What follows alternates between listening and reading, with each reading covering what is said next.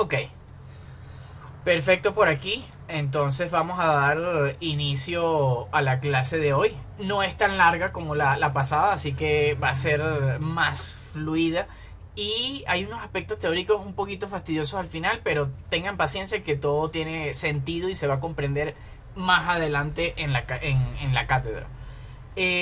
Muy importante ahorita vamos a manejar un par de figuras geométricas, ¿no? Para tener una forma visual de verlo que también nos va a servir más adelante.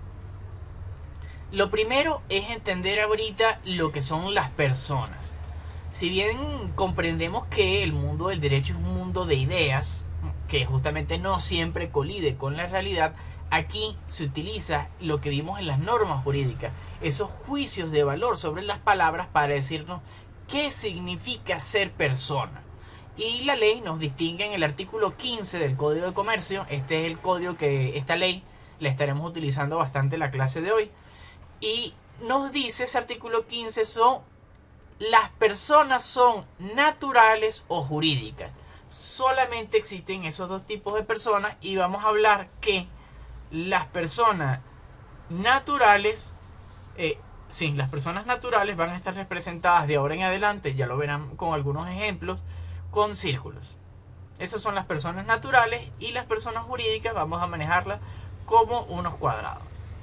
Recordando también que en la clase pasada hablamos de esas relaciones de igualdad y mencionábamos al Estado como ese triángulo que estaba en la parte superior, que allí no es nada visible, ese triángulo que está en la parte superior. Ajá, veo que hay varios escritos por el chat, vamos a revisar rápidamente antes de continuar.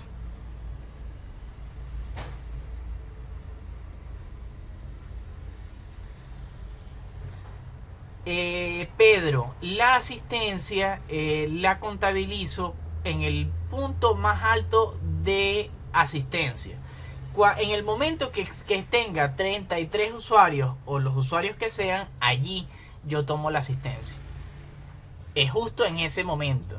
De todas maneras, la clase, como saben, se queda grabada en las dos plataformas y yo la consulto al momento que sea necesario. Igualmente, no se preocupen por ese aspecto. Uno cumple con lo reglamentado por la escuela y lo puntualizado. Del resto, yo no, como les comenté en el aviso, pues si no están aquí, no se preocupen. Ustedes ya verán de qué se estarán perdiendo, ya verán qué ocurrirá después. Felicitaciones a los asistentes y muchas gracias por su presencia, pero seguimos. Eso no es asunto para que estancar. Seguimos con el artículo 16 del Código Civil, que nos dice las personas naturales son los individuos de la especie humana. Todos los individuos de la especie humana. Y ojo, ojo, que aquí hay un tema que hasta puede sonar controversial con ese aspecto de los derechos humanos, el aborto, el feto, si no es feto, si es una persona o no es una persona. Déjenme por acá que Laura escribió un comentario. Hola Laura, no, esta presentación no va a estar disponible para descargas. Algunas estarán, otras no estarán. De todas maneras, estas láminas están igualitas o con algunos toques más pedagógicos, por decirlo así, aquí, y las tienen igualmente en el video de YouTube. Igualmente en la clase cuando sea subida las van a tener por ahí disponibles. Seguimos. Entonces, ¿qué ocurre aquí? Bueno, nuestra legislación en este momento y desde el momento de creación del código hace más de 100 años, tenemos por acá el artículo 17, que nos dice, el feto se tendrá como nacido cuando se trate de su bien. En todos los demás casos, el feto no se toma como nacido y por lo tanto no es un individuo de la especie humana. Ojo por allí. Y para que sea reputado como persona, como esa persona natural, basta que haya nacido vivo. Si el feto no nace vivo, que hay unos procedimientos médicos para determinar en qué momento es que se produce la vida, entonces ese feto siempre será parte del cuerpo de la madre y no se tomará como una vida independiente de ella. Muy clarito cómo nuestra legislación resuelve cualquier tipo de conflicto y controversia. Sencillito. ¿Alguna duda hasta los momentos o sí quedó claro eso? Igualmente tenemos el artículo 18 del Código Civil, que esto es lo importante para la determinación de las personas. Para el mundo jurídico es mayor de edad quien haya cumplido 18 años. El mayor de edad es capaz para todos los actos de la vida civil, con las excepciones establecidas en disposiciones especiales.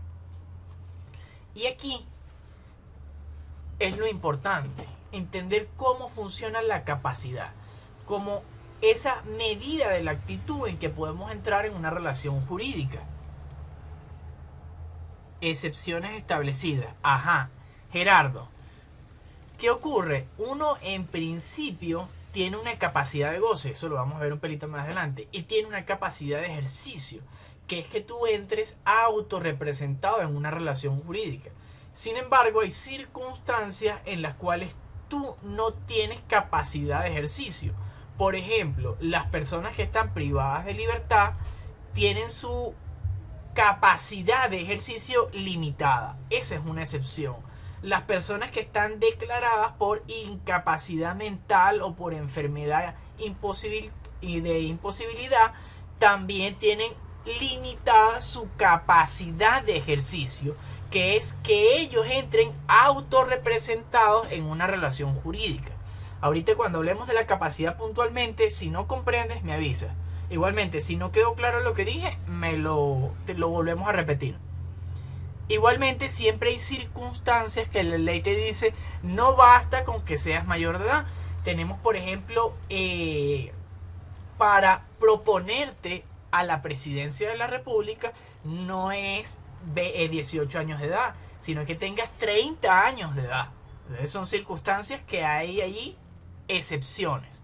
El mundo del derecho se basa siempre en criterios que son principios normativos, y a cada principio hay excepciones. Por eso es que siempre hablamos de que hay alternativas para resolver los conflictos, alternativas para poner en papel y tinta. Ajá, están escribiendo por allí.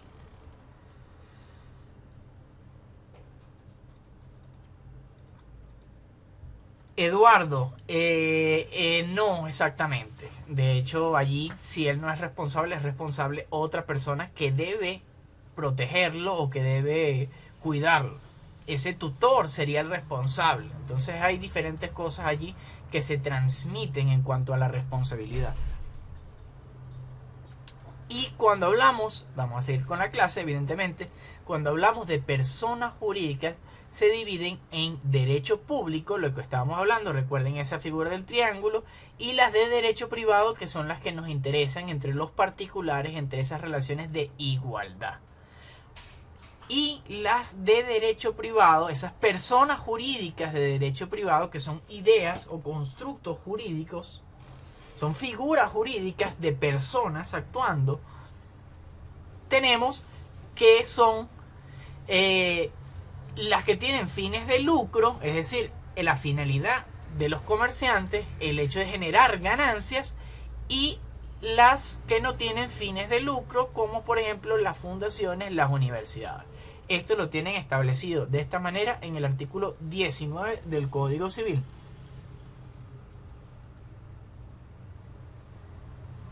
Sí, depende del caso, el tutor puede ir preso, conjuntamente con la persona que comete el delito.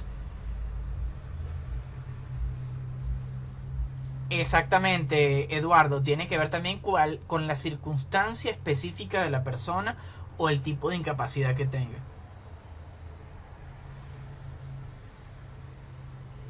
Por ejemplo, hay circunstancias de discapacidad mental a un grado tal que esa persona debe estar privada de su libertad por temas de seguridad social. Entonces, eso es otro asunto. Pero eso justamente son parte de las cosas que se hacen. Igualmente, la personalidad jurídica se adquiere con la protocolización de su acta constitutiva, es decir, cuando se somete al escarnio del registro público y el registro lo aprueba.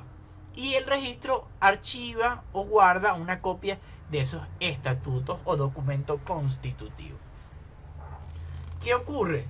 El hecho de tener personalidad jurídica te garantiza que tú tienes capacidad de ejercicio, lo cual es superior a la capacidad de goce. Ya vamos a ver ahorita en la siguiente lámina. Tenemos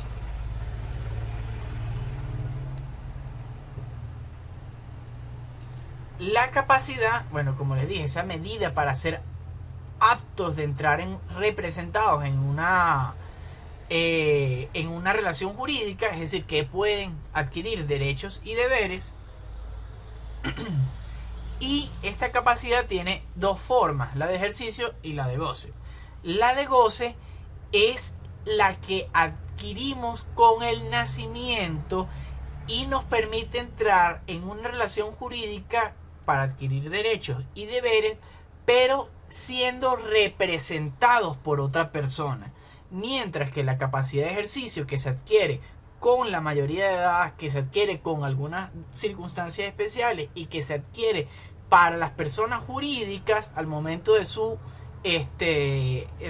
registro, tenemos que esa capacidad de ejercicio es cuando entran autorrepresentados, cuando tú mismo te puedes representar. ¿Eso está claro por allí? Bueno, ya esto está más que dicho. Siempre vamos a tener capacidad de goce, lo que no vamos a tener siempre es capacidad de ejercicio. Está clarito. Ajá, Paul, esos son unos ejemplos de cómo funciona la capacidad de ejercicio. Lo normal es que al uno adquirir la mayoría de edad que tiene capacidad de ejercicio, uno tiene plena capacidad delictual. No sé si han visto en algunos juicios o en algunas películas, por ejemplo, CSI, hay circunstancias en las cuales son menores de edad los que cometen los delitos. Entonces no se mandan a la cárcel, sino a una correccional. Son circunstancias que funcionan de esa manera, porque no tienen la plena capacidad delictual. Eso por allí. Y cuando hablamos de capacidad procesal, es que para tú entrar en un juicio, para tú entrar en un proceso judicial, tú tienes que tener capacidad de ejercicio y poder autorrepresentarte. Que tú puedas hablar por ti mismo, no que tu padre hable por ti. Esto también hay algunas excepciones, sobre todo en materia de LOPNA. Cuando se habla de ese adolescente, esa persona que tiene entre 13 y 15 años, o 16 o 17, depende allí, hay diferentes bloques allí del adolescente, pero en ese aspecto entre 13 y los 15 años de edad es esa parte inicial y tus padres, o de hecho tienes capacidad procesal especial cuando tú vayas a tomar acciones contra tus representantes o algunas circunstancias similares. Pero en principio, para ellos demandar por un préstamo que no se les ha pagado, como si fuese un comerciante, no pueden hacerlo porque ellos no tienen capacidad de ejercicio al ser menores de edad, a menos que caigan en algunas excepciones que vamos a ver más adelante. Recuerden, principios y algunas excepciones. Capacidad de goces para que te representen. Siempre vas a poder adquirir derechos y deberes, pero vas a poder hacerlo por ti mismo o porque alguien te represente. Por ejemplo, ¿quién los inscribía en el colegio cuando estaban en el colegio? Ustedes mismos no hacían su papeleo, ni siquiera hablaban con el director ni nada. Eran sus representantes los que hacían todo ese proceso. Ese es un ejemplo un poco burdo, pero para que lo vean un poco más claro. A diferencia de la universidad, ya ustedes, creo que la mayoría aquí, sí, de hecho todos los que me enviaron participación son mayores de edad. Es decir, que todos debieron haber hecho ellos mismos su proceso de inscripción universitaria o de reinscripción universitaria. Eso por allí. Y bueno, como hablamos de los principios y la teoría general, ahora vamos con las excepciones a ese principio de la mayoría de edad y a esas excepciones con el tema de la capacidad de ejercicio. Estos son ejemplos del Código Civil y después vamos a engancharlos con el ámbito del comerciante, que es lo que nos interesa. Vale, tenemos en el artículo 222 del Código Civil que el menor de edad podrá reconocer a su hijo sin autorización del juez a partir de los 16 años de edad. Esto para que vean justamente que hay un bloque allí de edad que el Código Civil, ni siquiera el OCNAN, el Código Civil ya determina y que posteriormente la LOCNA desglosa y organiza. Pero sigamos. El 263 nos dice que el menor de edad entre 13 y 15 años con autorización del juez puede reconocer a su hijo. Y justamente aquí ocurre algo, que hay una distinción de diferentes capacidades para el menor de edad que se aplican en determinadas circunstancias, como por ejemplo el reconocimiento de la paternidad. Pero también en el ámbito comercial hay circunstancias que nos permiten, porque para ser comerciantes es necesario tener capacidad de ejercicio, y una persona que tenga, o mejor dicho, un adolescente, es decir, que tiene entre 13 y 15 años, con autorización de sus representantes y con autorización del juez, puede solicitar ser convertido en comerciante. En el caso que se den las circunstancias, sobre todo para mantener a sus hijos, esa persona, ese adolescente, puede ser reconocido como comerciante y, siendo menor de edad, adquirir capacidad de ejercicio. Igualmente, ese adolescente de 16 años de edad, con la autorización del juez, sin la autorización del representante y a solicitud de ese menor de edad, puede ser también otorgado el grado o la capacidad de ejercicio y convertirse en comerciante. Entonces, estos dos casos nos sirven también de base para convertir a menores de edad en comerciantes y tener plena capacidad de ejercicio. Tenemos también que un menor de edad, a ver, si yo les pregunto ahorita, me dejan por el chat comentario, participación. Si les pregunto qué capacidad tiene un menor de edad, ¿qué me responden?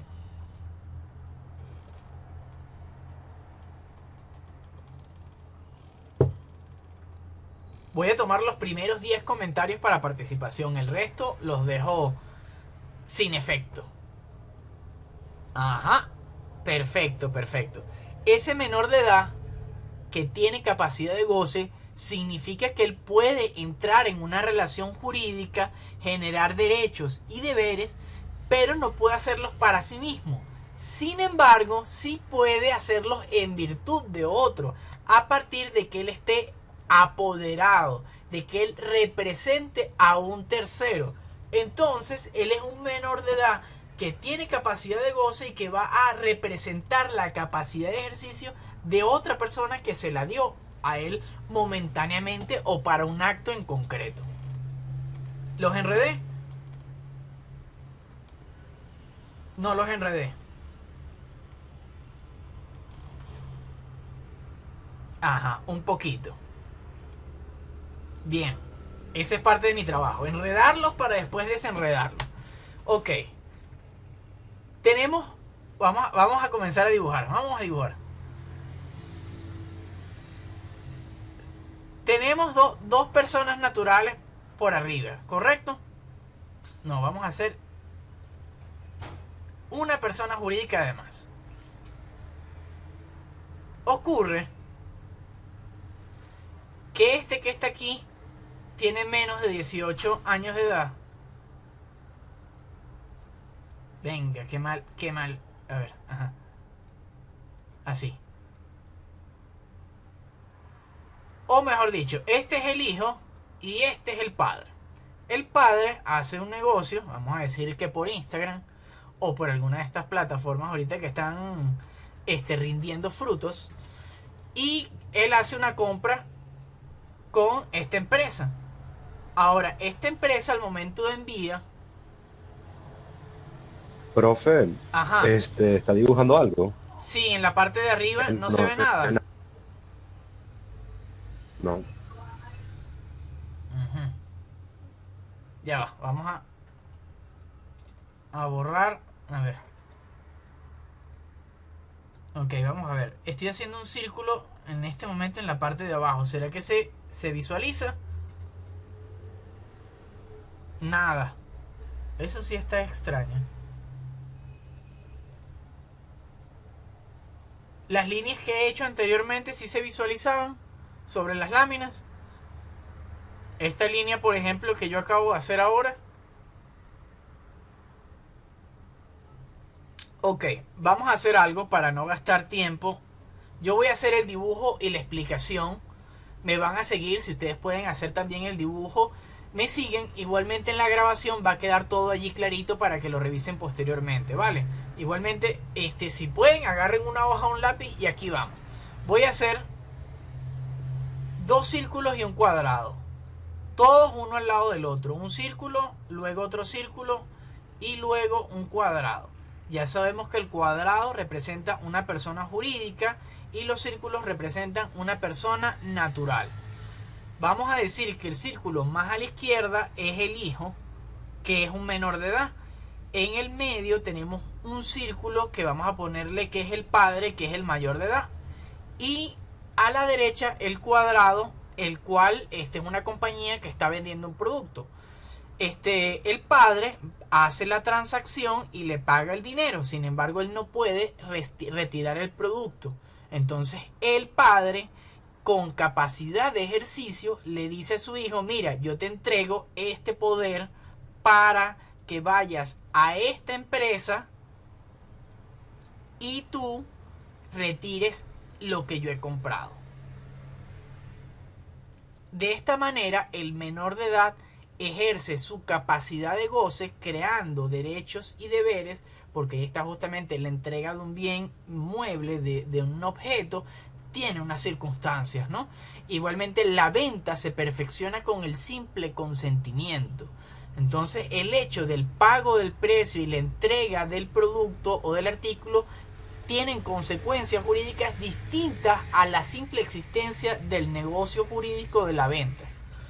Eso igual no los quieren enredar mucho, pero el hecho es que ese hijo que está autorizado por su padre, él ejerce la capacidad de ejercicio de su padre frente a esa persona jurídica que le vende un producto que necesita. Exactamente, Eduardo, justo lo que acabas de comentar. Luis Zuluaga, espero que también hayas entendido lo mismo, justamente. Y correcto, Frank, es mediante un poder. ¿Cómo es el poder? Autenticado. El poder autenticado porque no, esa transferencia de la capacidad de ejercicio debe constar de forma auténtica. Ya les voy a contar qué significa la forma auténtica y la forma protocolizada, que lo comentamos en el registro. Auténtica de notaría, protocolizada de registro. Y ahorita voy a hacer algo al respecto. Vamos a ver por acá. Ajá, se transfiere el poder es por documento auténtico, es decir, por notaría. Estoy leyendo por acá a Quijada, que me dice: si un menor de edad asume capacidad de ejercicio comercial luego de la aprobación de un juez e incurre en un acto delictivo dentro de esa labor comercial, es procesado según la estipulación. Debería ser juzgado como ya una persona mayor de edad porque tiene plena capacidad de ejercicio, Quijada. Sebastián. Ok. ¿Alguna pregunta adicional antes de seguir por acá? O con la última excepción que nos queda, que es la emancipación.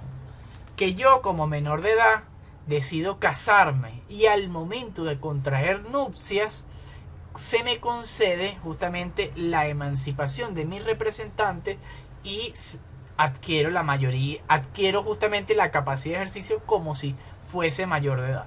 Igualmente, para la emancipación, lo normal es tener la autorización o la representación de los representantes o de un juez.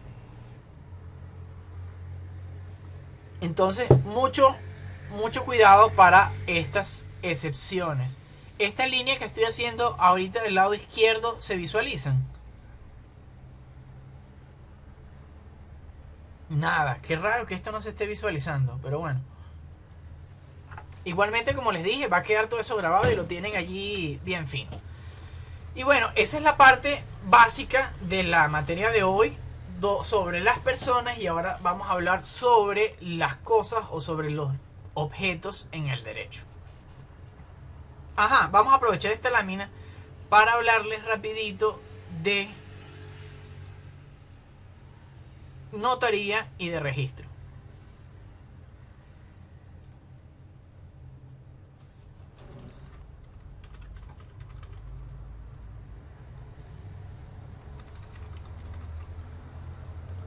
Cuando hablamos de un documento auténtico, hablamos de notaría. Y lo que hacen es dos funciones específicas. Certifican la identidad y la fecha.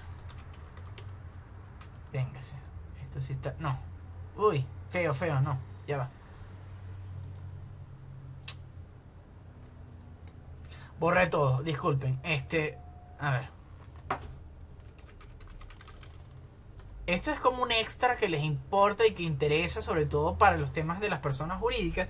Sin embargo, bueno, vamos a aprovechar el momento y lo hacemos ahorita mismo. Hacemos las líneas que teníamos. Justamente documento auténtico es por notaría y documento protocolizado es por registro. Tenemos que la notaría tiene dos funciones básicas, y ahorita paso al chat, que es certificar la identidad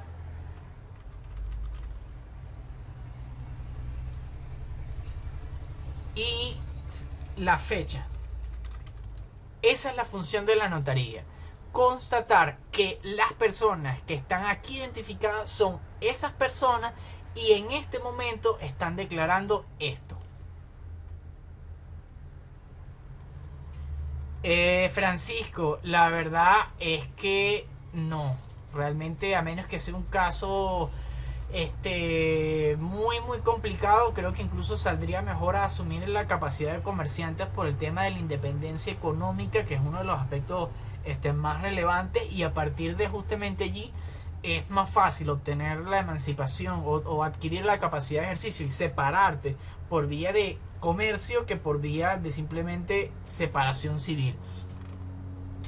Hay aspectos que, bueno, desde el punto de vista procesal y desde el punto de vista práctico o de la operatividad, son mejores llevarlas por el área comercial que por el área civil. El registro, además de estas dos funciones de certificar la identidad y en el momento, ellos se encargan de la veracidad. Por eso los registros tienen una lupa o tienen un mayor detenimiento en el tipo de contratos y documentos que se protocolicen. Porque el registro no solamente verifica la identidad y el momento en el cual están haciendo el acto, sino que dice todo lo que ellos están declarando en este momento bajo estas circunstancias están correctas, es verdad y se está haciendo de acuerdo a derecho. Mientras que en notaría hay ciertos actos que tú puedes hacer que no son revisables su veracidad. Sin embargo, no puedes utilizar la certificación del Estado por medio de la notaría para hacer valer cosas de ilícito comercio o de ilícita procedencia. Pues lo que nace, hay una teoría del derecho penal que dice que nada nace del fruto del árbol envenenado. Si el árbol nace torcido, nunca se va a enderezar y nunca va a nacer un árbol sano de una fruta que esté envenenada o de una semilla que esté envenenada. Entonces es más o menos eso, pues. No puedes valerte de alguna circunstancia de legalidad para hacer algo que no deberías. Lo digo por el tema de la veracidad, porque realmente la notaría no debe verificar la veracidad, sino simplemente la identidad de las personas y el momento en el que ellas cometen el acto. Me imagino que están viendo lo que escribí, pero creo que las líneas no las están viendo, ¿correcto?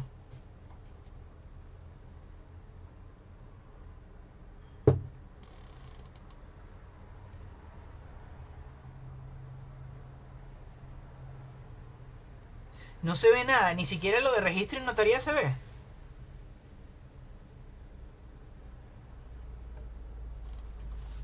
Bueno, va a quedar grabado, sin embargo, bueno, voy a ahorita a cortar la grabación de aquí, de Big Blue Button, a ver si eso presenta algún cambio, porque no sé qué está pasando.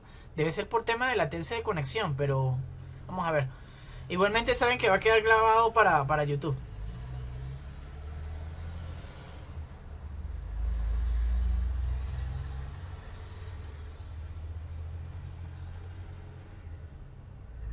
Es que no estoy compartiendo pantalla, Paul. Realmente esto son la presentación que ya la tengo subida. Voy a refrescar la página a ver qué tal. Si no, bueno, seguimos. Igualmente estamos por la 10.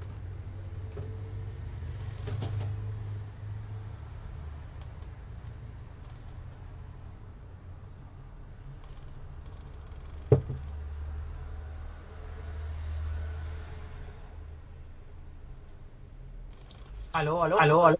Sí, sí. Ok. Ya estoy por aquí. La lámina pueden visualizarla, ¿verdad?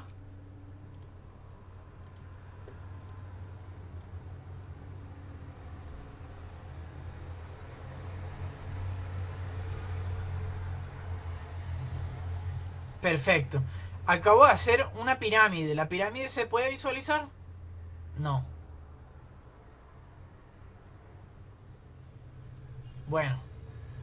Les iré diciendo y haciendo hincapié en lo que voy resaltando.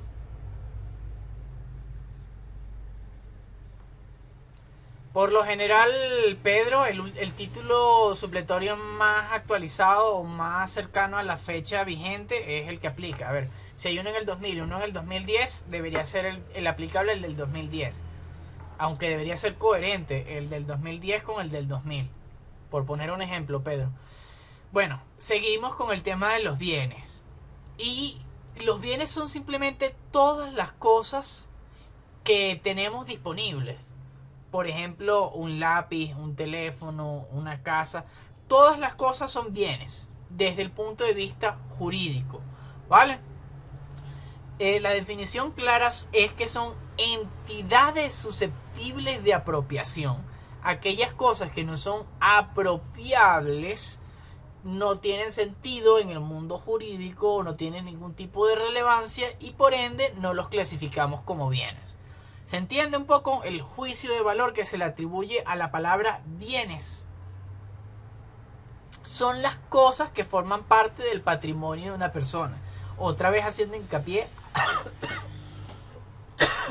a esa parte de que pueden ser adquiridos por una persona. Igualmente tenemos la definición en el artículo 525. Pueden ser objeto de propiedad pública o privada. Dense cuenta que hablamos de propiedad. También vamos a tratar en la clase de hoy este tema. Igualmente lo que nos interesa a partir de la cátedra es la propiedad privada. Y los bienes están divididos en bienes muebles y en bienes inmuebles, lo que está resaltado en negrilla.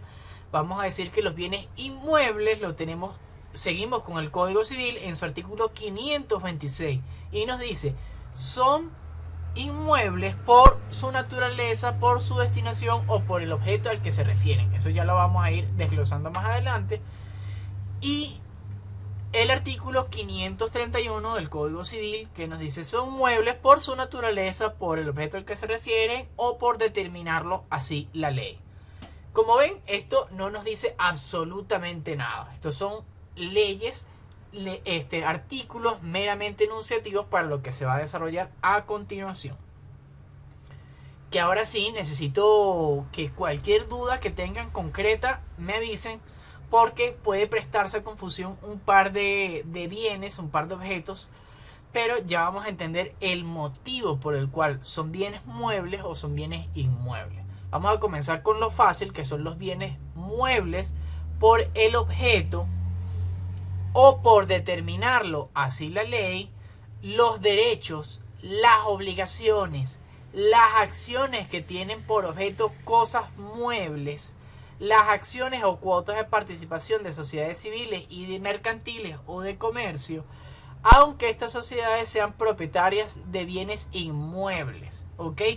Ese mundo de las ideas, esos derechos que acompañan a las cosas muebles, son cosas muebles también. Ahora, sí, yo estoy grabando con el capturador de pantalla, Eduardo, tranquilo, no te preocupes. Y sé que no se está grabando por Big Blue Button, lo dejé de grabar por ver si era algo de eso, pero bueno, ya veremos. Igualmente, la palabra mueblaje, la tenemos en el artículo 535, fíjense, comprende los muebles destinados al uso y adorno de las habitaciones, como tapices, camas, sillas, espejos, relojes, mesas, porcelana y demás objetos que comprenden también cuadros y las estatuas que forman parte de los muebles de una habitación. Esto forma parte de los bienes muebles.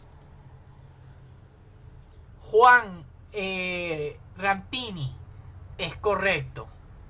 En principio, esos aspectos de la propiedad intelectual, esos derechos, esas ideas, son bienes muebles.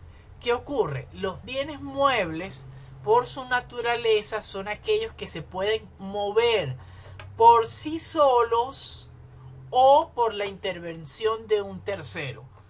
Ahora les pregunto yo, para que me dejen allí en participación, ¿cuáles consideran ustedes que son bienes muebles? No me digan ninguno de los que están aquí escritos en este artículo.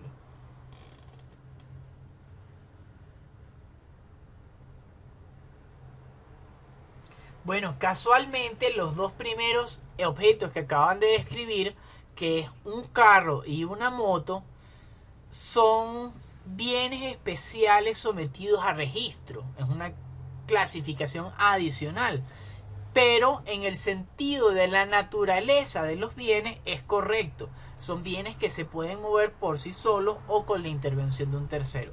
Igualmente todos los otros artículos u objetos que están describiendo, salvo algunas computadoras y algunos televisores que están empotrados, igualmente las neveras, o que están adheridos a un inmueble y no son separables sin afectar el valor económico del inmueble, esos bienes van a ser bienes inmuebles.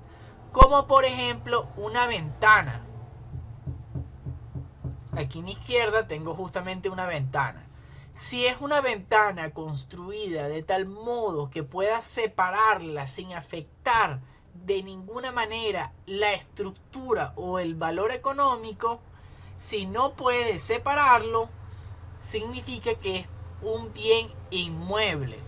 Mientras que si puede separarlo sin afectar ese valor económico, sin afectar el inmueble, entonces este bien, esta ventana va a ser un bien mueble. Justamente esa es la importancia de entender las clasificaciones de los bienes muebles y los inmuebles. Vamos a seguir con los inmuebles. Voy a leer el chat. Andrés, es correcto. Una casa sería un bien inmueble. La patente. A ver, hay dos tipos de patente. Luis, puedes estar hablando de la patente de industria y comercio, que es relacionada a las actividades comerciales e industriales en un municipio, o puedes estar hablando de la patente como una de esas figuras de la propiedad intelectual que está relacionada con la actividad industrial y generalmente relacionada con un dibujo o un diseño de un equipo. ¿Eso es lo que te hace referencia, Luis? Exactamente, Paul Tirado. Un bien va a poder cambiar de mueble a inmueble dependiendo del caso, dependiendo del contexto y dependiendo de su destinación o de para qué está funcionando en ese lugar. Por ejemplo, si yo les bueno, vamos a terminar un poco el aspecto teórico y legal y después paso a algunas preguntitas prácticas para jugar con eso. Ajá, bien, buena pregunta, Francisco. Una planta en una maceta es mueble. Un árbol plantado es un inmueble. Correcto. La respuesta es afirmativa. Sí, cuando está en una maceta es mueble. Sí, cuando está adherido a la tierra es un inmueble. Pedro, ¿qué quieres decir con electrodomésticos? Profe, profe, Adelante, pero Frank. una pregunta con respecto a eso, lo del árbol. O sea, yo sé que hay como máquinas que son capaces de quitar el árbol, o sea, sin que nada le pase. ¿Qué pasaría con eso? Ajá, allí justamente hay ahí una ley especial en materia mercantil para justamente quienes realizan actividades de agricultura y ganadería, porque allí esa es una actividad que ya vamos a ver que es esencialmente de naturaleza civil, porque la idea de producir comida es para eliminar el hambre, no para producir un enriquecimiento económico, pero bueno, allí hay unas circunstancias que sí, sí tú eres un comerciante, si tu actividad está dedicada a esa producción agrícola, ese es tu sustento de vida, en ese caso, los árboles, a pesar de que pueden ser extraídos de forma así completa, van a ser considerados inmuebles en la medida que sea necesario para garantizar los derechos del propietario de esos árboles, o van a ser considerados muebles si justamente la idea es simplemente plantarlos para hacerlos crecer y luego venderlos. Igualmente hay casas ahorita que son Profe, adelante, María.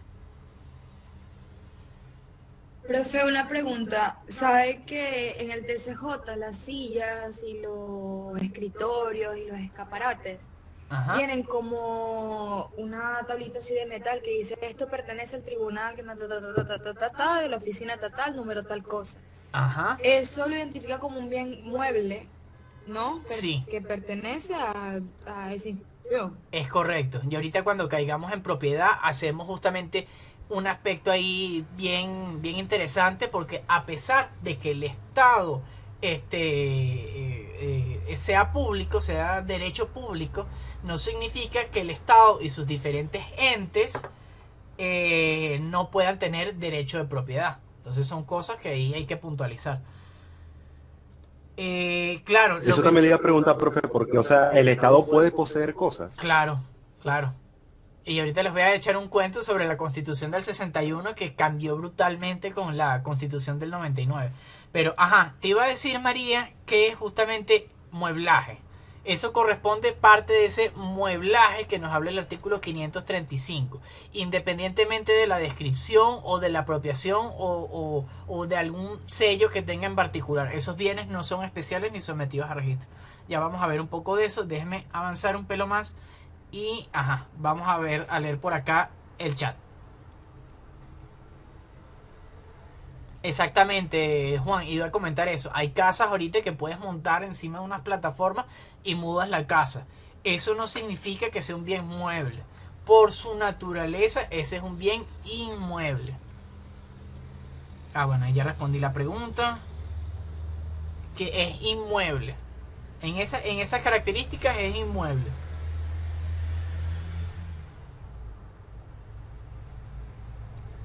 Ahora, si es una casa que está ensamblada en un sitio para que sea movida a otra, por ejemplo, esas casas de container, hay unas casas de container que están hechas de esa manera, esa casa sí sería una casa mueble, ¿vale? Una casa rodante es mueble.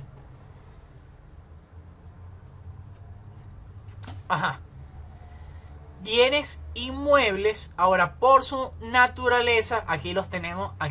El artículo 527 lo tienen marcado por acá abajo, bueno, no lo pueden ver donde lo estoy marcando, pero es como a la mitad del texto, del lado derecho.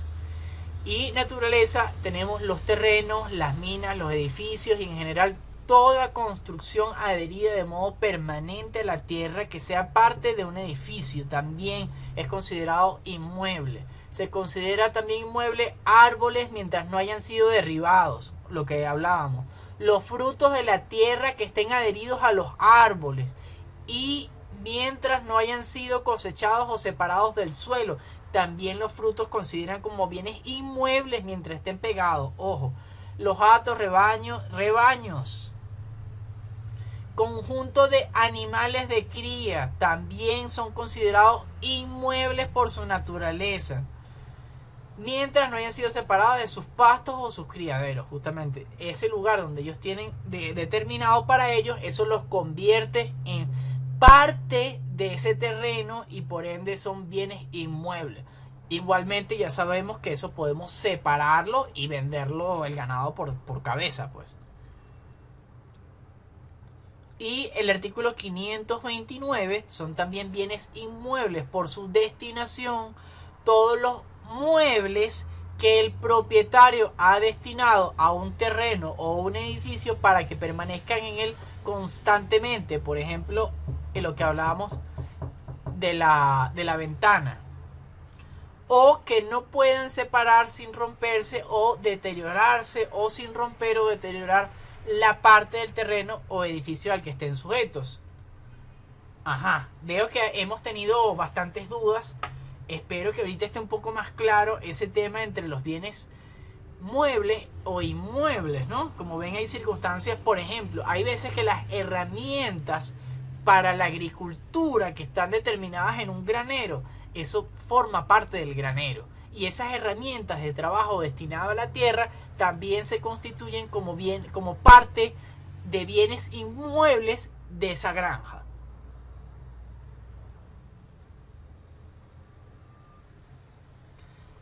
Kim, acabas de hacer una pregunta que justamente creo que Pedro preguntaba por arriba con respecto al título supletorio. Por lo menos están relacionadas y ya les voy a responder rapidito.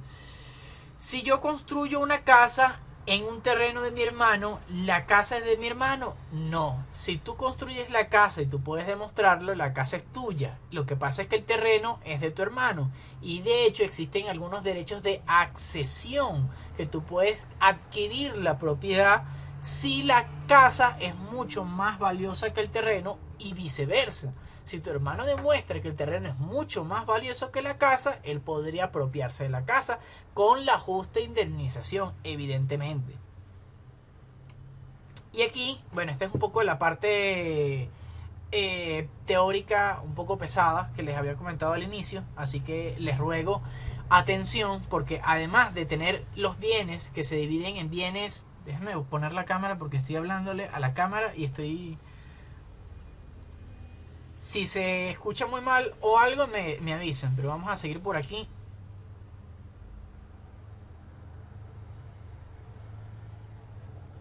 Sí, fíjense que creo que hay algo de problemas de mi conexión que no está... ¿O sí? A ver. No, sí está funcionando bien. No. Ay, véngase por acá. Ahí. Ajá, leo preguntas. De Frank.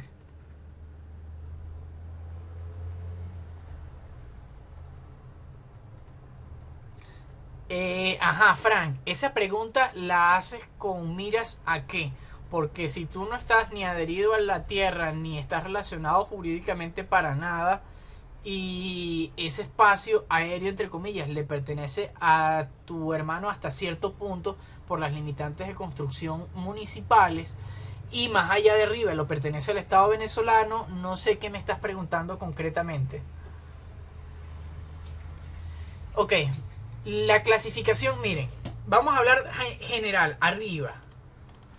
Los bienes, ¿correcto? Los bienes se dividen en bienes inmuebles y bienes muebles. Y ahora ellos se van a clasificar en un montón de detalles que los vamos a ver ahorita. Entonces, la primera clasificación es por su naturaleza esencial. Y ahorita continúo leyendo el chat, sigan escribiendo sin ningún rollo. ¿Qué ocurre? Tenemos cosas corporales y cosas incorporales. ¿Cuáles son las incorporales? Las ideas como las que estuvimos hablando de la patente y el derecho de autor. Esos temas de propiedad intelectual están allí concebidos. Esos que son percibibles a través de la razón e intelectualmente. Esos son el mundo de las ideas. Mientras corporales es aquellos que pueden ser percibidos por los sentidos. Justamente está allí escrito. Por los sentidos, por ejemplo, por el tacto. María Gil, adelante tu pregunta. La estaba copiando, pero creo que es mejor que se la diga. Adelante. Profe, en el caso de que el terreno pertenezca al Estado y la persona, o sea, estoy hablando en el caso de una finca, que a veces los terrenos pertenecen al Estado Ajá. y le dan y le dan el permiso a ciudadanos para poder meter ganado, construir, hacer Ajá. bienhechurías. Si después de un plazo de tiempo, porque eso también lo hacen con un plazo, el Estado quiere volver a obtener esas tierras, pero de una manera no tomando en cuenta el permiso que se le dio antes a esta persona, las bienhechurías en qué entrarían, o sea, el gobierno está obligado a pagarle al ciudadano su construcción. Ajá, sí. Ahorita cuando llegamos a propiedad vamos a hacer puntuales ejemplos en eso porque tiene relevancia. Allí se habla de una concesión o un derecho de uso de esa propiedad. Y allí es donde cae la distinción entre la Constitución del 61 y la del 99. Porque en la Constitución del 61 se decía que todas las tierras que eran del Estado, si una persona estaba dispuesto a trabajarla y las trabajaba por un periodo superior a 20 años y se demostraba que hacía un buen uso de la tierra, el ciudadano podía adquirir ese territorio o ese terreno. Es decir, que el Estado, si él no podía manejar los recursos que tenía y un particular sí lo hacía, el Estado le vendía de forma casi que onerosa, onerosa no, casi que irrisoria, esos terrenos. Y a él se le reconocía su buena propiedad. En la Constitución del 99 se dijo no, el Estado tiene todos los recursos y todos los recursos son del Estado. Si un particular viene y lo trabaja es porque yo le doy permiso. Y yo le doy permiso para que él use, no para que él disponga ni disfrute de ese terreno realmente. Lo cual existe una figura jurídica que se llama usucapión, que es adquirir la propiedad por ser buen usuario del lugar por 20 años o más, siendo reconocidos por mis vecinos. Se dice, no es mi terreno, pero se reconoce que yo vivo allí bien, me he portado bien, todos están de acuerdo con que yo vivo allí y después de pasar 20 años yo puedo solicitar que se me reconozca que ese terreno ahora es mío. Eso funcionaba para el Estado y para los aspectos o inmuebles privados. Con la Constitución del 99 el Estado se salvó y quedó esa figura sola y únicamente para bienes privados. Y en el caso de las personas que tenían esta concesión antes del cambio de la Constitución, en que Pierden lamentablemente esos derechos que tenían y el Estado, como es arbitrariamente que se otorgan o se eliminan las concesiones, a menos que sean algunas estipulaciones muy especiales, ellos en principio ellos pueden recuperar sus tierras en cualquier momento y además sí se debe hacer un juicio para indemnizar por el tema de las construcciones o por el tema del mantenimiento de la tierra, porque bueno, sabemos que hay tiempos de cosecha y tiempos de descanso. sí. Entonces, claro, allí hay circunstancias que hay que hacerlas, pero claro, el Estado casi que se limpió un poco las manos diciendo, no, todo tiene que ser a solicitud de la parte interesada.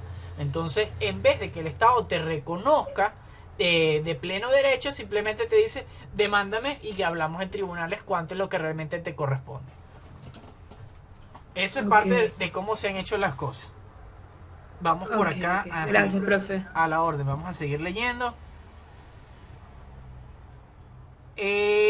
Kim, el tema de los derechos hereditarios entre los hermanos, todos concurren en plano de igualdad, incluidos los hijos reconocidos o los que sean de distintas madres. Todos los hijos o de distintos padres, todos los hijos, hermanos o hermanastros, concurren en plano de igualdad.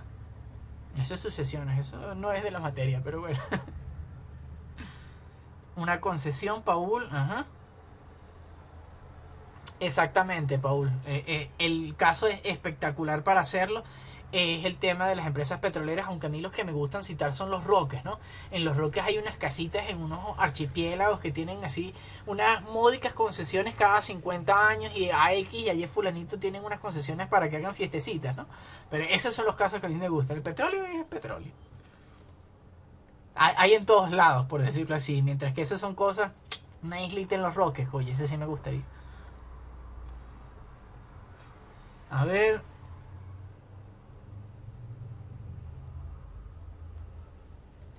Eduardo, no entiendo esa pregunta. El propietario de un terreno quiere construir, lo puede hacer fácilmente. ¿Sabes de variables urbanas? ¿Sabes de limitaciones de áreas económicas, de áreas industriales? Hay diferentes cosas.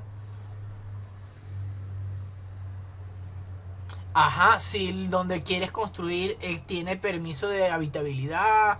Hay varias cosas, no es tan sencillo construir. O no debería ser tan sencillo construir en el mundo del derecho. Evidentemente ya sabemos que en algunos lugares un bloque sobre otro bloque y está todo hecho, ¿no? Es justamente ese mundo de las ideas, del deber ser, al mundo de la realidad, que cómo se relaciona. Igualmente, no sé si vieron ahorita que acaban de autorizar la creación de una ciudad en el Ávila.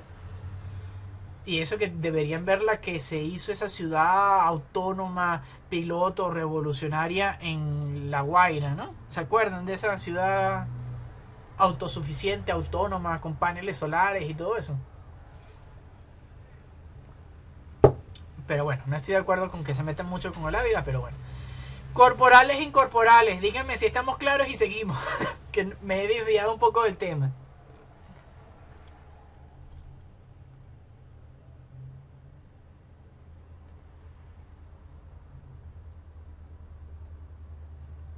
King, allí es directo con la alcaldía. Tienes que recurrir a la representación del Estado en ese municipio para que te indique cuáles son sus condiciones específicas para tramitar permiso. Miranda es un poquito distinto a Distrito Capital. Y también tienes que ver con el lugar en el que estés ubicado, la zonificación, que si es R15, R10, R5, que es lo que puedes construir de altura.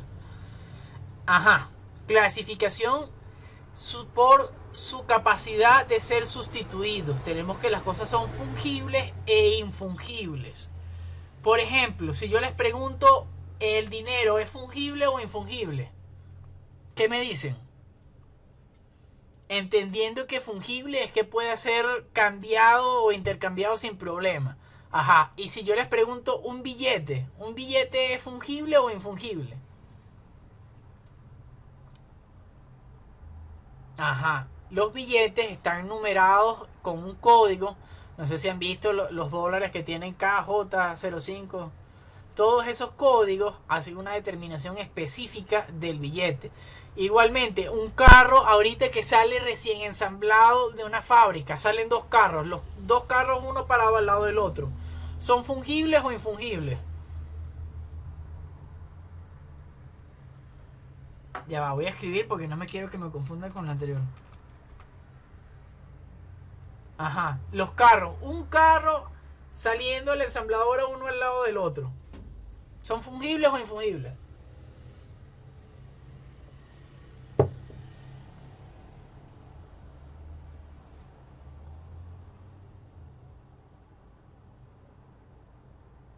Ajá, está perfecto. Tanto el serial de carrocería, el serial del motor, como posteriormente la matrícula o la placa que tienen, los hacen infungibles, ¿verdad? Ahora, fíjense, son aquellos cuyas características individuales no son tomadas en cuenta desde el punto de vista jurídico y en tal sentido son intercambiables, sustituibles, subrogables unas por las otras como el dinero. La idea es que tengan el mismo valor económico para que sean fungibles. Entonces les pregunto yo, esos dos carros que son prácticamente idénticos, que acaban de salir de la línea de producción y que sí tienen características individuales que lo hacen único, les pregunto, ¿a ti te importa tener el carro A o el carro B.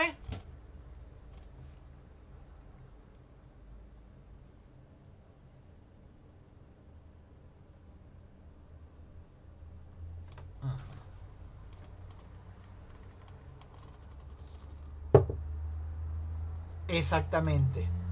Si son idénticos no debería importar, entonces son fungibles, son intercambiables. Ahora, si el mismo carro A y el mismo carro B tienen, uno es un dueño que hace carreras en la noche, mientras el otro es un oficinista que conduce de la casa a la oficina y viceversa, y el de carreras tiene 400.000 kilómetros y el otro tiene 50.000 kilómetros, allí importa o no importa esas características individuales.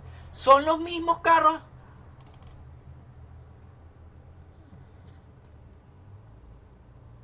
Ajá, en ese caso sí importa, exactamente.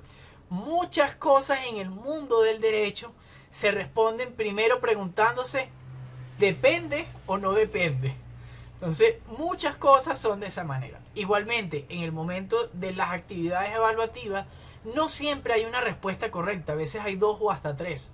Lo importante es cómo las desglosen, cómo las argumenten y las presenten para que sea una respuesta satisfactoriamente evaluada.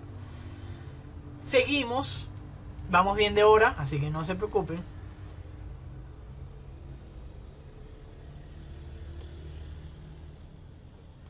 La lámina todavía no se me ha cargado, no sé si todos ya la tienen visible.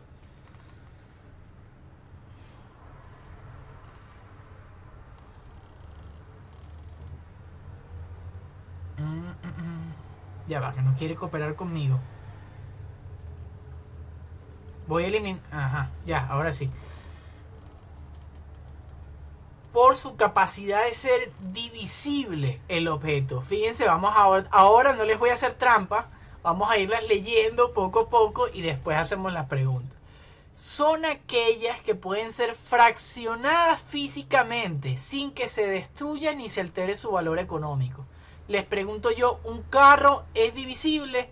¿Un carro funciona como un carro sin el motor o sin una rueda? Ok, y allí tenemos justamente las cosas indivisibles. Aquellas que al ser fraccionados o separados físicamente pierden su valor económico. Igualmente no es lo mismo un caballo que la carne picada, evidentemente. O que esté lesionado de una de las patas, sobre todo si es de carreras, ¿verdad? Ahora les pregunto yo, ¿qué ejemplo tenemos de un bien divisible? Que al ser cortado o dividido vale exactamente igual que el conjunto que representa.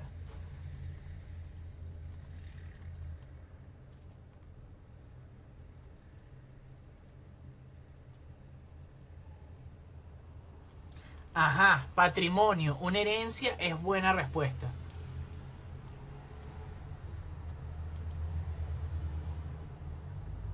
Creo que no cuesta igual desarmado las piezas que el carro entero. El oro también es un buen ejemplo. Un kilo de oro dividido en 2 medios kilos es el mismo valor económico que un kilo, ¿verdad? Eso estamos claros. A mí me gusta el ejemplo de una torta. Una torta entera en principio debe valer igual a la suma de sus partes. Esos ejemplos están buenos. Una hectárea, María, terreno, también debería ser proporcional la venta por metro cuadrado. Como debería hacerse. Las acciones de una compañía, correcto. Todas las acciones valen exactamente lo mismo y para eso son 100 acciones para que cada lo puedas dividir como desees. La existencia de un tiempo, la existencia en el tiempo. Kim, ojo con el detalle que no puedes cortar una acción, no puedes dividir una acción. Una acción es una acción. Puedes tener 2 acciones y das una a cada persona. Pero ojo con ese tipo de división. Existencia en el tiempo. Tenemos que las cosas son presentes, las que existen en este momento, y las futuras son aquellas que existe una duda razonable de que puedan existir. Por ejemplo, que tú mandes a construir una casa y tengas los planos y tengas la estructura y ya tengas abonado el primer pago y se esté haciendo. Y saben que ahorita está de moda eso de los diseños en 3D, de cómo va a quedar la remodelación o el edificio. Bueno, eso ayuda a tener una duda razonable de que existe, o una certeza razonable de que existe.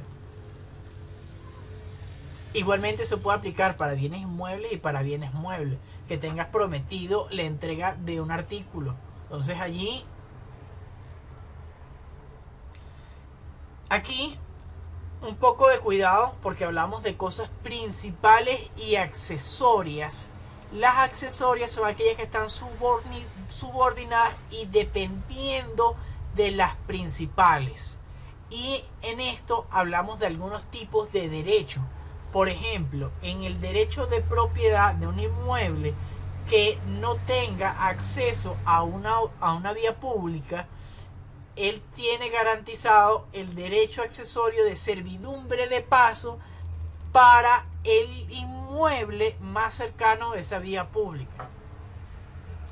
Voy a hacer otro dibujo y estoy haciendo un gran rectángulo que estoy dividiendo en dos cuadros. Ocurre que estos son dos inmuebles y tenemos del lado izquierdo de esos dos rectángulos un rectángulo adicional que representa una autopista. Ocurre que el derecho de servidumbre de paso nos garantiza que nosotros que estamos en el rectángulo o en el cuadrado más alejado podamos meternos en la propiedad ajena que esté más cercana a la vía pública para tener ese acceso. Ese acceso que se nos permite lo ganamos por servidumbre de paso. Y eso es accesorio. En este caso, el derecho de propiedad, la tenencia de ese terreno sería la cosa principal. Igualmente, cuando ven la grabación, allí van a ver el ejemplo que está dibujado bastante claro. Igualmente, si existen dudas acerca de este tema o el anterior o lo que venga, tenemos allí el grupo de WhatsApp tranquilamente para utilizarlo y el foro también de dudas, que también es válido, aunque bueno, lo reviso una vez a la semana ese foro. Y aquí una clasificación importante para la materia: las cosas con dueño, que son las que nos interesan, que son aquellas susceptibles de ser apropiadas, y las cosas sin dueño, que son aquellas que no le pertenecen a nadie en particular o que les pertenecen a todos, ¿vale? Y un ejemplo de ellos es el sol, la atmósfera y el aire, hasta los momentos. Aunque bueno, a veces me han dicho que esto del sol, bueno, por ahora, porque mientras no exista alguien que haga como un platillo gigante así como en los Simpsons y agarre entonces con placas solares y tape ciertas áreas de la Tierra, pues hasta ahora será no apropiable el sol.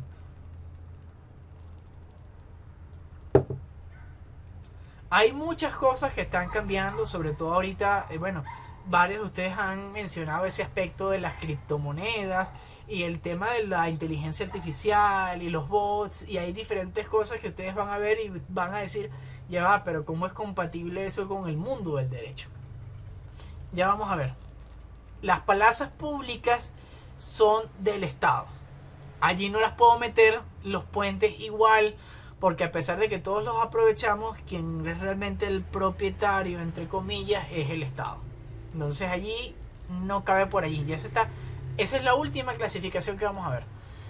Los bienes son corruptibles o no corruptibles según se deterioran en el tiempo. Si es corto tiempo, por ejemplo días, como los alimentos, son corruptibles. Y si son en años, por lo menos unos 5 años en adelante, hablamos de que son no corruptibles. Evidentemente, cuando lo llevamos a la realidad, todo está destinado a morir. Como dice Platón, el tiempo transcurre inexorablemente para todos. Es decir, que todo tiene un inicio, todo tiene un fin. Sin embargo, en el mundo del derecho lo que nos interesa son las distancias de esos tiempos. Entonces, si tenemos una gran distancia, hablamos de no corruptible, y si hablamos de una corta distancia, hablamos de corruptibles. ¿Era Platón? No, era Aristóteles, ¿verdad? No me acuerdo quién era el que decía eso.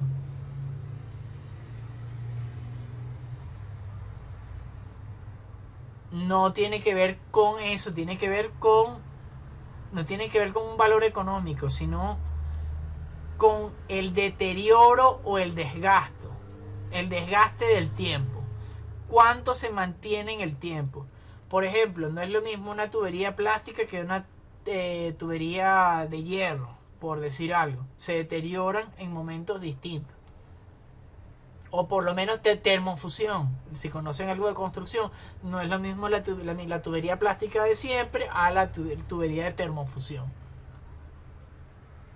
Y acá tenemos los bienes de dominio público, como por ejemplo las plazas que hablamos y los puentes. Y estas son algunas de sus características. Fíjense, esto no nos interesa prácticamente nada. Esto de acá abajo sí, pero ojo, los bienes de dominio privado sí nos interesan, pero ojo aquí para aclarar algunas dudas que puedan haber surgido. Primero, están sujetas a la ley civil y a las normas de derecho público. Allí está una distinción. Segundo, los de dominio público son inalienables, es decir, que prácticamente nadie se puede atribuir su propiedad. Es imposible comprometerlos, constituir cargas, hipotecas, gravámenes, servidumbres, ni nada de eso. Son imprescriptibles, es decir, que nadie puede, por el transcurso del tiempo, decir esto va a ser mío ahora. Es decir, las figuras que les comenté no pueden ser usucapidos por terceros. Quinto, los bienes de dominio público pueden ser utilizados conforme a la afectación y por ello son susceptibles de ser arrendados.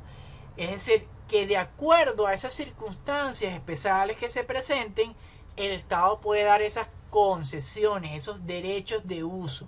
A eso hace alusión con el arrendamiento, aunque el arrendamiento habla más de una contraprestación. Y en este caso es cuando en las autopistas hay esas casetas que cobran por el mantenimiento. Que bueno, ya ahorita creo que creo que hay un par que tiene el alcalde La Cava, si no me equivoco, que tiene un par de esas casetas de cobro para mantener las vías públicas, pero en el resto del país creo que están hasta prohibidas o algo similar. Sexto, pertenecen al uso de todos los habitantes del país. Y séptimo, deben estar fuera del comercio humano, ¿vale? A lo que vamos, muy importante, de que a pesar de que es el Estado, son bienes de dominio privado, es decir, son capaces de ser adquiridos y son necesarios para entrar en el patrimonio de una empresa. Son los que pertenecen a personas naturales o jurídicas de derecho privado, determinados cuáles son los bienes de dominio público. Basta con señalar que los demás bienes pertenecen a la nación, a los estados o los municipios, son bienes de dominio privado y entran en el patrimonio de cada uno de estos entes.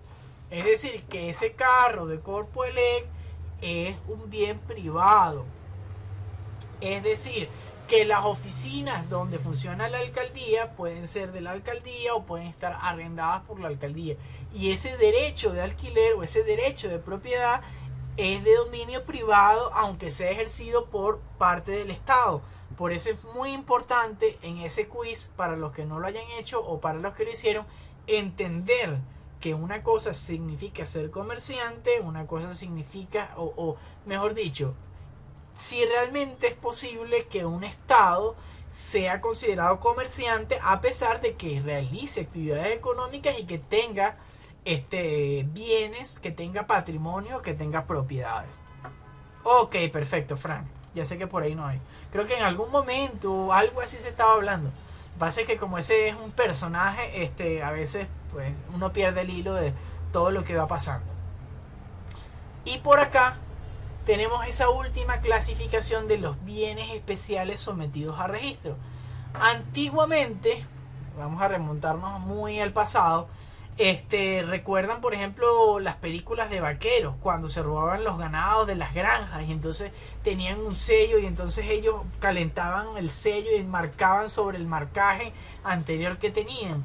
Eso es el origen justamente de esos bienes que, bueno, sabemos que bajo las circunstancias ese ganado puede ser bien mueble o inmueble. Entonces, con ese sello del registro, ese sello quedaba asentado a qué hacienda pertenecía ese ganado. Claro, por eso es que cuando los robaban los forajidos, justamente lo que hacían era remarcarlo para poder comercializarlo. En la actualidad, parte de la responsabilidad y control del Estado sobre algunos bienes que pueden surgir alguna peligrosidad o algún interés, se mantienen por vía de registro. Tenemos los bienes inmuebles, que existe un registro inmobiliario correspondiente a cada circunscripción. Eso significa que en Distrito Capital tenemos varios, en Miranda tenemos varios y así sucesivamente. Sin embargo, está también consagrado estos bienes especiales como los vehículos, como los aviones y algunos otros, por ejemplo, los navíos en la actualidad. ¿Tenemos alguna pregunta al respecto? Y justamente un aspecto allí a recordar es que en ese registro se certifica la titularidad del propietario de ese bien especial sometido a registro.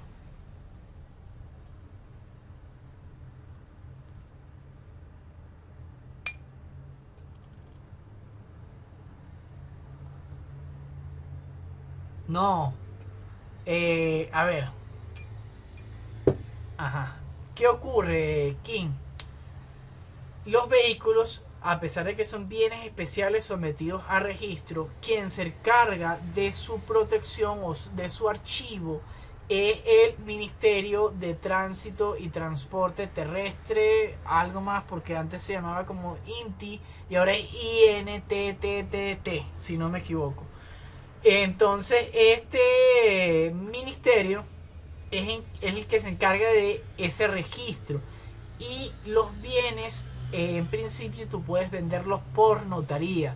Lo correcto es vender por notaría y posteriormente llevar a registro el vehículo, porque es el registro el que se te certifica la veracidad de la propiedad anterior y te acredita tu propiedad actual. Solo tenerlo por notaría no es recomendable. Igualmente, si tu idea es comprarlo para venderlo, hacerlo por notaría te facilita hacer la venta porque ese contrato es válido. Sin embargo, el nuevo adquiriente de ese documento, de ese vehículo, va a tener que registrar el título de propiedad anterior notariado para luego registrar su título de propiedad, lo cual va a acarrear más gastos para él. Un detalle práctico, pero bueno.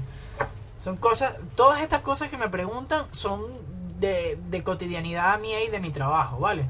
Son cosas que manejo sin ningún rollo y es excelente que me pregunten porque puedo responderlo y en la medida que podamos relacionarlos con la materia, podemos proceder con ellos, ¿vale? Lo que no, como ven, lo he ido descartando y sacando un poco. Igualmente, quedo a la orden. Ahora vamos con esa propiedad. Esos bienes del dominio privado que son los que nos interesan, los que generan un interés económico, los que se anexan al patrimonio de esas personas que ya sabemos que son naturales o jurídicas.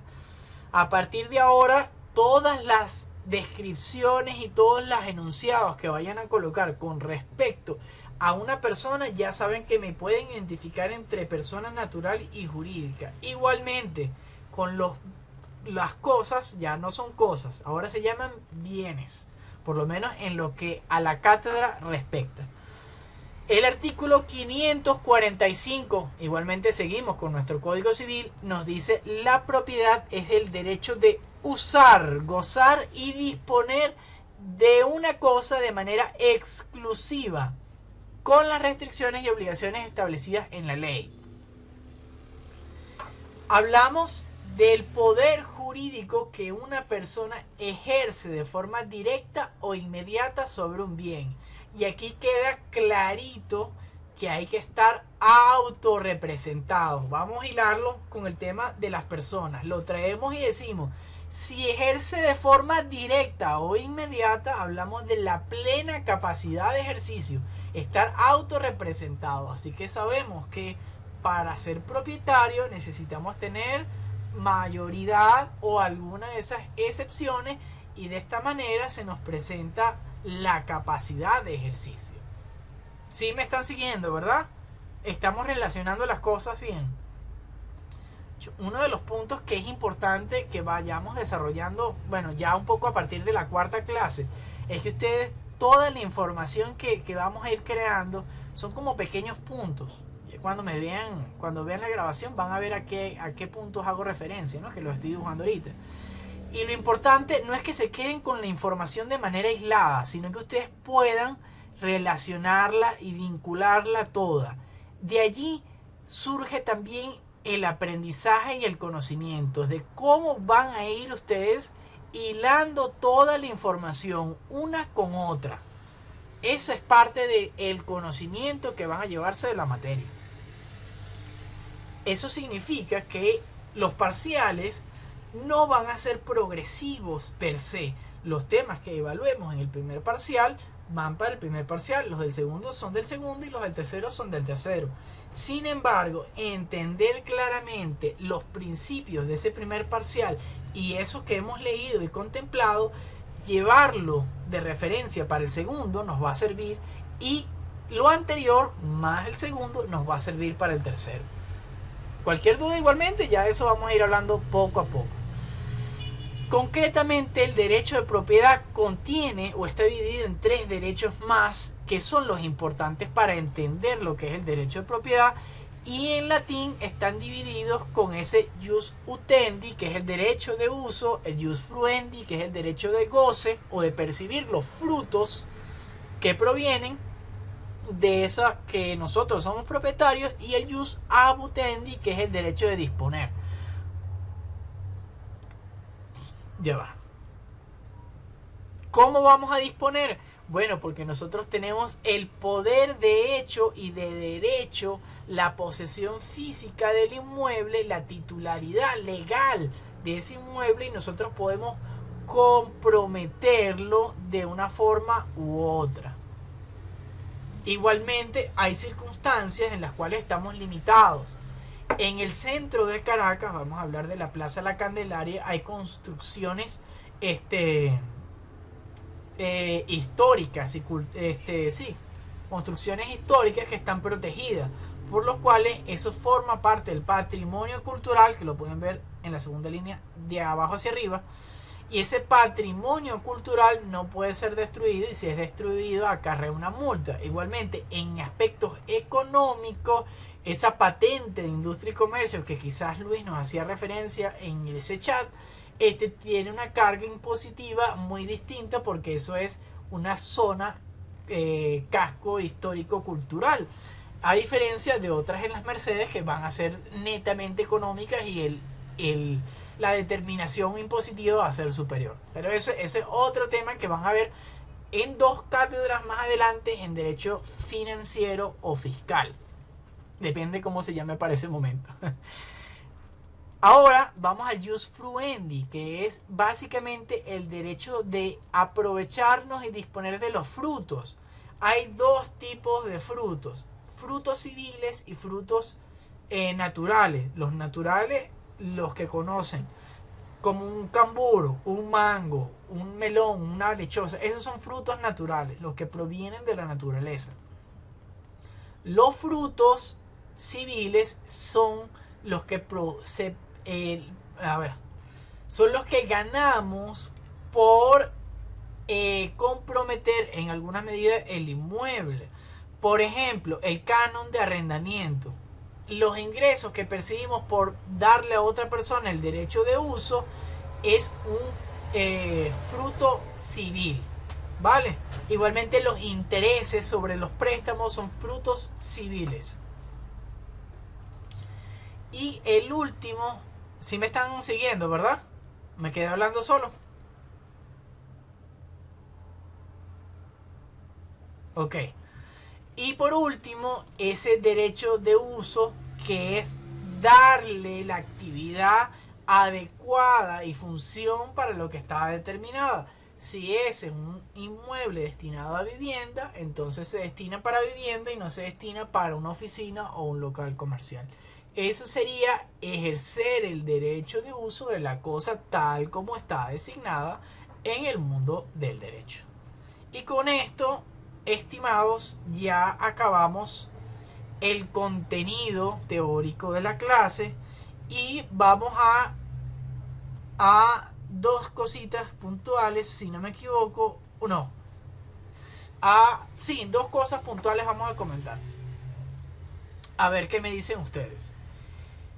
Primero, vamos a realizar unas exposiciones en grupos de 4 personas, las cuales ya más adelante les daré las indicaciones.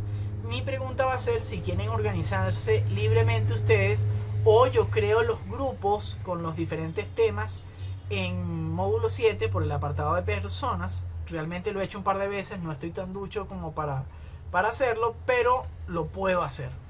Y ustedes, claro, yo creo el grupo con el tema y se van metiendo y como se van metiendo van saliendo. O ustedes mismos se organizan, pero necesito tener eso con todos los integrantes de la lista bien organizado. Y hay que tener en cuenta, ojo, que no todos me han enviado el número de teléfono a los momentos, lo cual, bueno, no están todos presentes en la clase, no tengo todos los números de teléfono, espero que estén leyendo los anuncios de módulo 7. Pero, bueno, veo 1, 2, 3, 4, 5, 6 personas que están de acuerdo en hacerlo libre. Yo prefiero hacerlo libre también. Que reine su principio de la autonomía de la voluntad de las partes. Yo estoy totalmente de acuerdo con eso. Pero bueno, si pueden ir escribiendo por allí, sería ideal. Y bueno, ya organizaré allí para los temas para que cada grupo seleccione cuál quería hacer su tema. Con el tema o con el auge de criptomonedas, los exchange y bueno, el hecho del intercambio, todos esos temas me gustaría organizar algunas exposiciones con respecto a eso.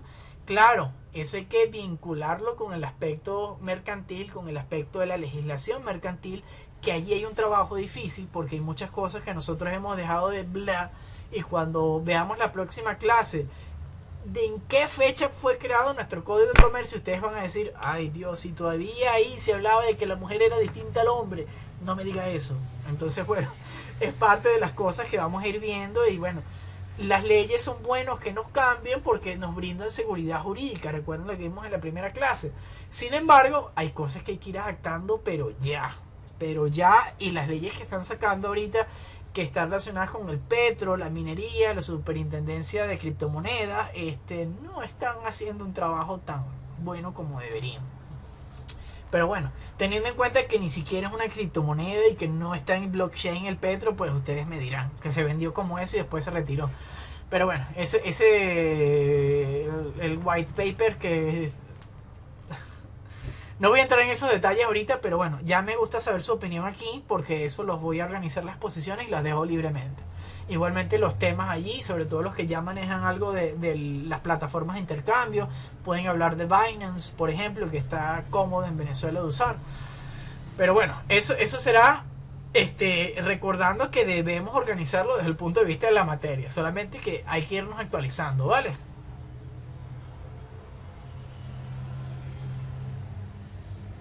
Pasar el link del grupo. Eduardo, ahí no sé qué me estás preguntando. Y Diego, ahora vamos a lo que sería el informe 1, ese primer trabajo escrito individual que tiene un valor fuerte sobre la materia, comparado con que lo que hemos hecho son cosas básicas de justamente de medición, de yo verlos a ustedes y ustedes verme a mí en cómo corregir y qué cosas organizar, ¿vale? Es importante cumplir con los objetivos de la universidad, con los objetivos pedagógicos y con los objetivos de aprendizaje. Así que vamos a ir organizando este trabajo 1. Lo primero que les digo es que existe una película del Mercader de Venecia, es fatal. hay que verla muy bien acompañado y con cosas que pueda explicar para no morir en el intento, porque está hecho muy trágico. Esa es esa novela shakespeariana. Esta es una obra literaria magnífica que creo que para este momento todos debieron haber leído, y si no, bueno, voy a aprovechar para que les toque leerla. Es una historia sobre un mercader en el poblado de Venecia y algunas circunstancias que nosotros vamos a ir relacionando con la cátedra. El objetivo es leer esta obra o verse la película o las dos, y ustedes puedan relacionar lo que está pasando en esta obra con lo que hemos visto en la materia, teniendo en cuenta que hemos visto el Estado, la ley, la Constitución, el derecho positivo, el derecho natural, las personas naturales y jurídicas y los bienes. Entonces todos estos son temas que cuando ustedes vean, oye, profe, pero ese anillo, eso es un bien mueble, pero eso tiene esta característica. Entonces ahí va asociado.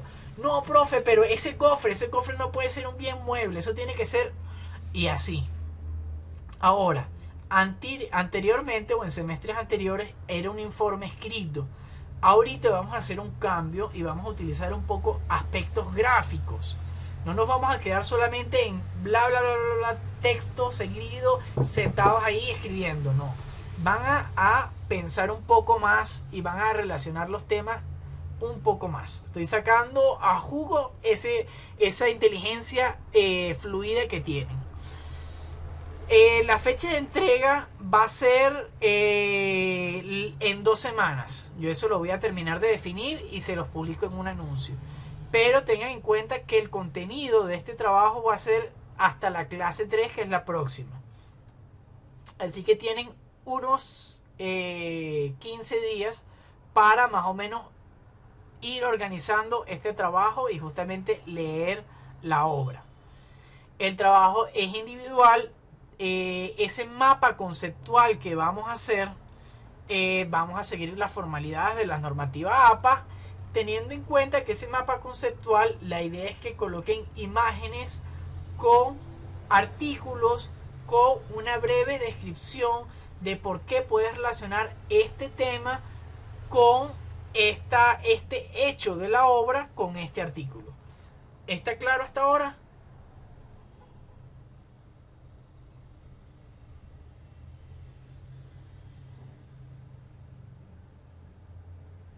Ese mapa conceptual lo pueden hacer como si fuese una pirámide, con el hecho más importante arriba y otros que vayan bajando.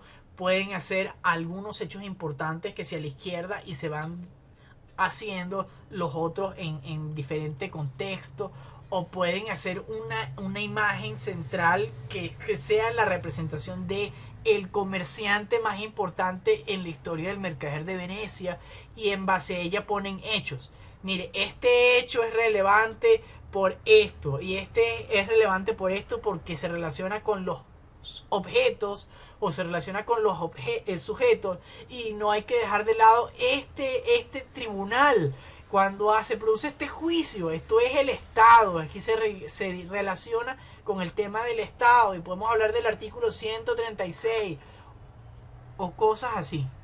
A ver si me expliqué o no me expliqué. Vamos a leer por acá. Juan, sí, la idea es que ustedes tengan una imagen que esté relacionada con un hecho de la historia del mercader de Venecia, y ese hecho puedan relacionarlos con un tema que hemos estudiado y a su vez acompañado de un artículo que esté relacionado evidentemente con el tema.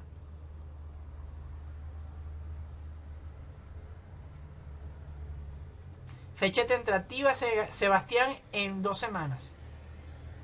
Un mapa conceptual individual.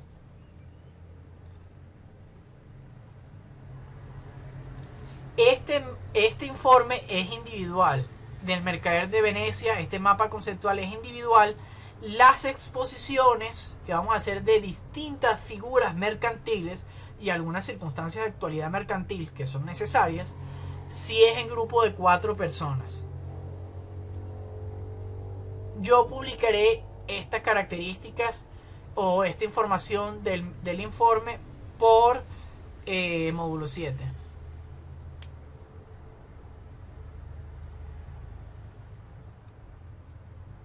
Correcto, Paul. Ese es el trabajo que hay que hacer. ¿Qué tan grande puede ser? Bueno, lo ideal es que en una sola página, o por lo menos en un par de páginas a doble hoja, puedan desarrollar todas las ideas. No es necesario que sea algo súper elaborado. Recuerden siempre identificar el trabajo con su nombre en algún lado. Y la idea es que toquen todos los temas vistos en clase. Es decir, vean esos títulos y subtítulos de la clase 1, clase 2 y clase 3. Y entonces cada vez que ustedes vean eso, ustedes, aquí tengo que hablar de los bienes inmuebles. Vamos a poner este bien inmueble que es importante. Aquí hay una sucesión. La sucesión y el profesor dijo que eran derechos. Entonces aquí son bienes incorporales. Y aquí lo marco como un bien mueble incorporal. La plataforma que quieren utilizar, sin embargo, la recomendación es en formato PDF. ¿Por qué? Porque Módulo 7 funciona de maravilla con PDF. En algunas otras a veces no es tan bueno. Si van a utilizar Prezi o alguna otra, háganlo con tranquilidad. Yo no sé, no es que les voy a anular por simplemente es otro formato. Pero si deben hacer seguimiento, si deben revisar y certificar conmigo que el documento me llegó bien, que yo puedo visualizarlo y eso, para yo poder evaluarlo. Esa es la única diferencia con quien lo envíe en PDF. Igualmente, si me llega en PDF y me llega mal, yo le escribo, mira, no me llegó. Pero hay que hacer seguimiento si es en otro formato.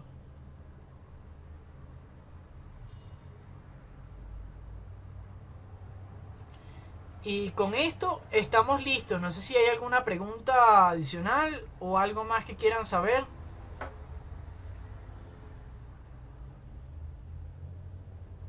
Correcto, Ninoska. Es un mapa conceptual sobre el mercader de Venecia relacionado con la cátedra, con la clase 1, 2 y 3. La 3 la vemos la próxima semana. Igualmente la tienen disponible allí en YouTube. Y es individual. Ok, una recomendación para la próxima clase que es netamente histórica. Es justamente el origen del derecho mercantil desde que antes que fuera eso, el origen del derecho mercantil y posteriormente la legislación mercantil como lo importante para Venezuela. Esa es una clase que a veces es un poco pesada. Yo les recomiendo tener algo para picar para que me escuchen un poco más relajadamente. Esa clase hay muy pocas participaciones y como ya los bombardeé la clase pasada con varias actividades para hacer, esta semana no les voy a dejar ninguna en aras de que piensen un poco los grupos para las exposiciones y que vayan pensando un poco lo del mercader de Venecia para tampoco sobrecargarlos. Igualmente las participaciones hechas en esta clase aquí en el chat yo las voy a tener en cuenta igual que la clase pasada. Igualmente en la clase que viene haré algún par de preguntas como para generar participación. Sin embargo, pues es una clase que es un poco más unilateral, ¿vale? Igualmente, cualquier cosa, estamos disponibles. Gracias por su atención y su asistencia el día de hoy. Cualquier duda, igualmente no duden en escribirme. ¿Tienen alguna cosa más antes de despedirnos?